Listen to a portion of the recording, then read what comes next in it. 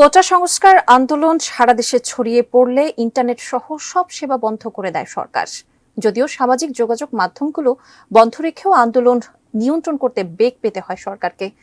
এই সময়ে ফেসবুক ও টিকটককেও চিঠিও দেওয়া হয়, কিন্তু সেই চিঠিতে ফেসবুক কোনো সাড়া দেয়নি বলে জানা গেছে।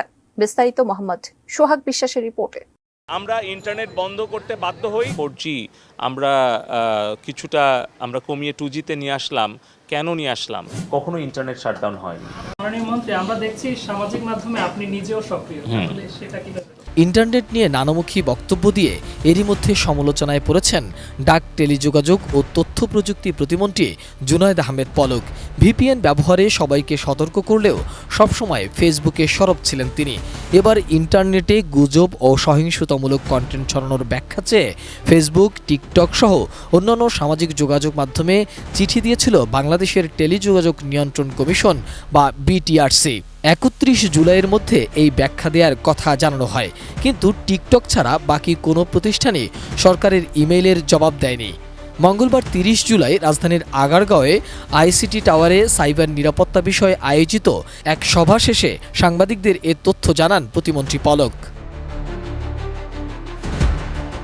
কেবল টিকটকই ইমেইলে একটা রিপ্লাই দিয়েছে জানিয়ে তিনি বলেন, তারা এ নিয়ে খুব আন্তরিক, সরকারকে সহযোগিতাও করতে চায়, তারা ব্যাখ্যাগুলো দিতে চায়। বাকি দুটি অর্থাৎ মেটা ও ইউটিউব সাড়া দেয়নি, তবে ফেসবুক ও ইউটিউবের সাড়া পাওয়ার ব্যাপারেও আশাবাদী পলক।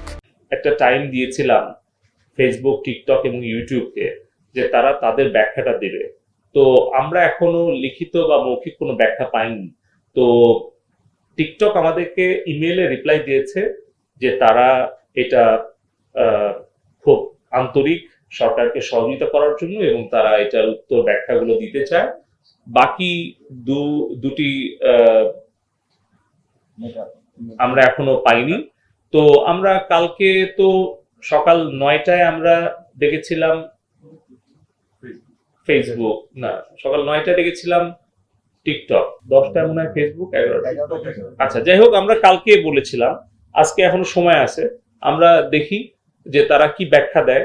সেটা যদি সন্তোষজনক হয়। ফেসবুক সহ অন্যান্য সামাজিক যোগাযোগ মাধ্যমগুলো কবে খুলবে জানতে চাইলে তথ্য প্রযুক্তি প্রতিমন্ত্রী বলেন, তাদের ব্যাখ্যা যদি সন্তোষজনক হয় আমরা শীঘ্রই খুলে দেব।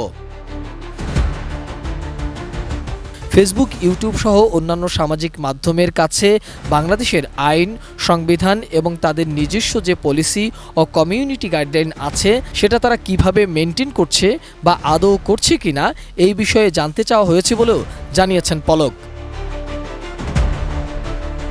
কোটা সংস্কারকে কেন্দ্র করে দেশব্যাপী সহিংসতা ছড়িয়ে পড়লে গত 18 জুলাই রাতে দেশব্যাপী ইন্টারনেট সেবা বন্ধ করে দেয়া হয়। 5 দিন বন্ধ থাকার পর গত মঙ্গলবার অর্থাৎ 23 জুলাই রাতে সীমিত পরিসরে ব্রডব্যান্ড ইন্টারনেট সেবা চালু করা হয়। আর 10 দিন বন্ধ থাকার পর মোবাইল ইন্টারনেট সেবা চালু হয় রোববার 28 জুলাই বিকেল 3টায়। তবে 18 জুলাই থেকেই ফেসবুক, হোয়াটসঅ্যাপ, টিকটক বন্ধ রয়েছে। ব্রডব্যান্ডে ইউটিউব দেখা গেলেও খুব একটা ভালো কাজ করে না বলেও বলছে ভোক্তারা। মোহাম্মদ সোহাগ বিশ্বাস, এটিএন নিউজ, ঢাকা।